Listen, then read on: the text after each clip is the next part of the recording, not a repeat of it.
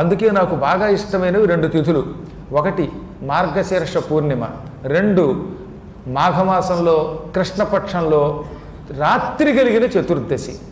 ఈ కాలములలో నా పూజ చాలా గొప్పది. అందున మార్గశీర్ష మాసంలో ఆర్ద్రా నక్షత్రం ఉన్నప్పుడైతే ఆనాడు నన్ను పూజించిన వాడికి నేను అనంత ఫలితం ఇస్తాను. ఇంతెందుకు ఆయన చెప్పాడు, ఏమన్నా తెలుసా? ఆర్ద్రాయాం మార్గశీర్షేతు యః పశ్యేన్ మాముమాసఖం మద్బేరమపి వాలింగం స గుహాదపి మే ప్రియః. నాకు ఈ ప్రపంచంలో కుమారస్వామి కంటే ఇష్టమైన వాడు ఎవడూ లేడు.